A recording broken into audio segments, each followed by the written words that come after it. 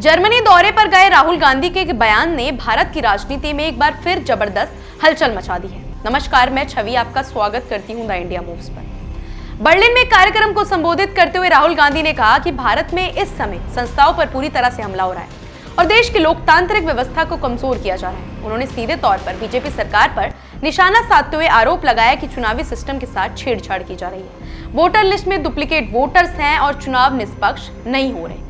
राहुल गांधी ने दावा किया कि कांग्रेस ने हरियाणा विधानसभा चुनाव 2024 जीता था और महाराष्ट्र चुनाव भी निष्पक्ष नहीं थे, लेकिन जब इन मुद्दों को चुनाव आयोग के सामने रखा गया तो कोई ठोस जवाब नहीं मिला। उन्होंने कहा कि आज अमेरिका या जर्मनी की तरह भारत में भी हर वीजा या फैसला नेशनल सिक्योरिटी की तरह नहीं, बल्कि हर चुनाव को सत्ता के फायदे के हिसाब से देखा जा रहा है। राहुल गांधी ने यह भी आरोप लगाया कि ईडी, सीबीआई और खुफिया एजेंसियों को राजनीतिक हथियार बना दिया गया है और बीजेपी के खिलाफ एक भी बड़ा केस नहीं है, जबकि विपक्षी नेताओं और कांग्रेस से जुड़े लोगों पर लगातार कार्रवाई हो रही है। उन्होंने कहा कि अगर कोई बिजनेसमैन कांग्रेस को सपोर्ट करता है तो उसे डराया धमकाया जाता है और बीजेपी संस्थाओं का इस्तेमाल सत्ता मजबूत करने के लिए कर रही है। राहुल गांधी ने जातिगत समानता का मुद्दा उठाते हुए कहा कि बीजेपी की सोच में हर भारतीय बराबर नहीं है और उनके हिसाब से दलित और ऊंची जाति के लोग समान नहीं है। उन्होंने ये भी कहा कि भारत एक व्यक्ति के फैसलों से नहीं चल सकता, बल्कि ये राज्यों, भाषाओं और विचारों की बातचीत से आगे बढ़ेगा। राहुल गांधी ने माना कि पीएम मोदी के कई समर्थक हैं, लेकिन साथ ही ये भी कहा कि देश में करोड़ों लोग ऐसे हैं जो मोदी और आरएसएस की विचारधारा से सहमत नहीं है और भारत को एक संवाद की तरह देखना चाहते हैं, ना कि आदेश की तरह। देखिए राहुल गांधी ने और कुछ क्या कहा। We cannot.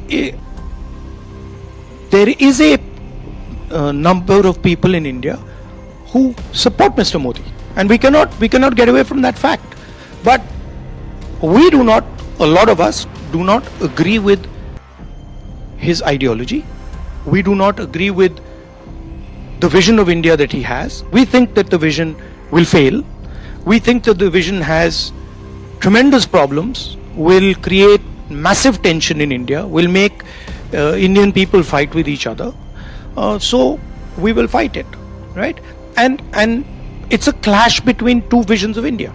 इस बयान के बाद बीजेपी ने तीखी प्रतिक्रिया दी है। केंद्रीय मंत्री शोभा करंदलाजे ने राहुल गांधी को लीडर ऑफ अपोजिशन नहीं, बल्कि एंटी इंडिया लीडर कहा और आरोप लगाया कि वे विदेश जाकर देश को बदनाम करते हैं और अब भी एक बच्चे की तरह व्यवहार करते हैं। बीजेपी प्रवक्ता प्रदीप भंडारी ने तो और आगे बढ़ते हुए कहा कि क्या भारत से प्यार करने वाला कोई व्यक्ति देश की असफलता की कामना कर सकता है। उन्होंने सोशल मीडिया पर लिखा कि राहुल गांधी जर्मनी में ये कह रहे हैं कि भारत में अराजकता फैलेगी, लोग आपस में लड़ेंगे और देश विफल होगा, जो बेहद खतरनाक सोच है।